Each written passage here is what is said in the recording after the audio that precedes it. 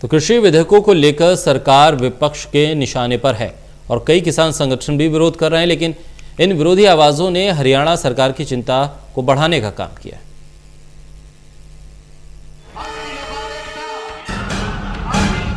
केंद्र सरकार की तरफ से लाए गए कृषि विधेयकों का हर तरफ जबरदस्त विरोध देखा जा रहा है। इन विधेयक के बाद कई किसान संगठन इसके विरोध में आंदोलन की धमकी दे रहे हैं और विपक्ष भी केंद्र सरकार पर हमलावर है।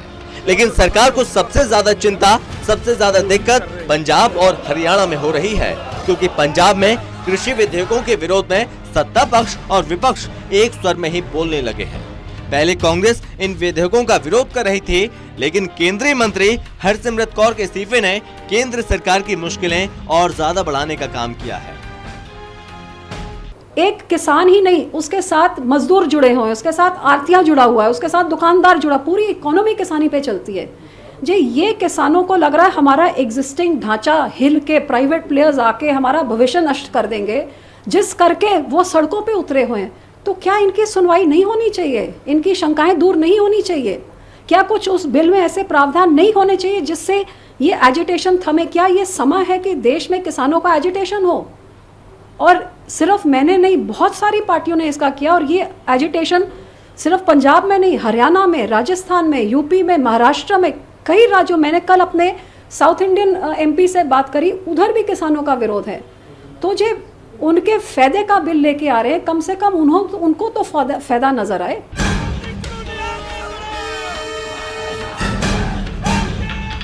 हरसिमरत कौर के इस्तीफे से मोदी सरकार को बड़ा झटका लगा। इस इस्तीफे से कांग्रेस को भी अपना फायदा होता दिखा और उसके नेताओं ने कौर के इस्तीफे की तारीफ करनी शुरू कर दी। और ये काम किया कांग्रेस के दिग्गज नेता दिग्विजय सिंह ने। दिग्विजय सिंह ने न केवल हरसिमरत कौर की तारीफ की, बल्कि हरियाणा में बीजेपी के साथ ही दुष्यंत चौटाला को भी ललकार दिया।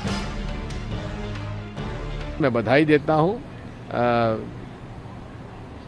श्रीमती बादल को, जिन्होंने इस्तीफा दिया, और दुष्यंत चौटाला जी को भी ये बात समझ लेना चाहिए कि अगर उन्होंने भाजपा का समर्थन इसमें किया तो उनके खुद के चुनाव में उनको जमानत जब्त होने वाली है।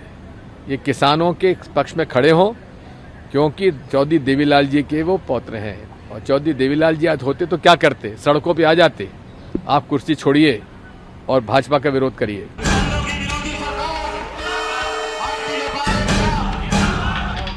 वहीं पंजाब में सत्ता पक्ष और विपक्ष के एक स्वर में बोलने से हरियाणा सरकार अतिरिक्त सतर्क हो गई है। असल में हरियाणा सरकार की चिंता है कि पंजाब के साथ लगते जिलों में किसान भड़क न जाएं। पंजाब के किसानों का हरियाणा में सिरसा, फतेहाबाद, अंबाला, कुरुक्षेत्र तक सीधा प्रभाव रहता है। इसी तरह राज्य सरकार ने राजस्थान से लगते हिसार, रेवाड़ी जिलों में भी किसान आंदोलन को लेकर प्रशासनिक अधिकारियों से सतर्कता बरतने को कहा। हालांकि हरियाणा सरकार के गृह मंत्री अनिल विज इस बिल को किसानों के हित में ही मानते हैं। प्रधानमंत्री जी ने भी कल कहा है कि ये किसानों की तरक्की के लिए है।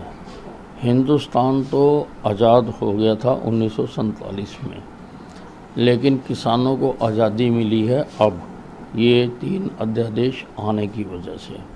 अब इसमें विपक्षी पार्टियां गुमराह कर रही हैं और कुछ लोग गुमराह हो भी जाते हैं, और हमें उम्मीद है कि धीरे धीरे सबको ये बात समझ में आएगी और इससे किसानी को फायदा होगा, किसान आगे बढ़ेगा और किसान तरक्की करेगा। दरअसल हरियाणा सरकार की चिंता की वजह राजस्थान और पंजाब में कांग्रेस की सरकारों का होना है।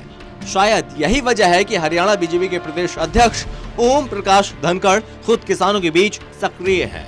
बताया जा रहा है कि उन्होंने विधायकों से लेकर जिला बीजेपी प्रधानों को भी किसानों के बीच जाकर उन्हें तीनों कृषि विधेयकों के बारे में विस्तार से बताने का निर्देश दिया है।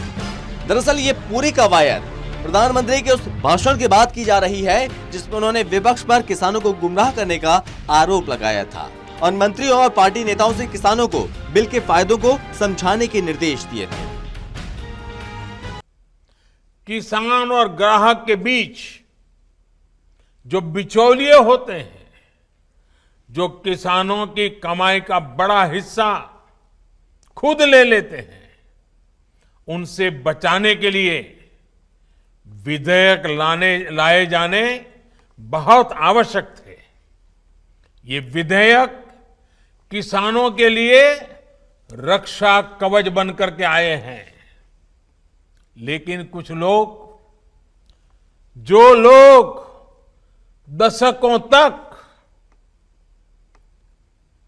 देश में शासन करते रहे हैं, सत्ता में रहे हैं, देश पर राज किया है, वो लोग किसानों को इस विषय पर भ्रमित करने की कोशिश कर रहे हैं।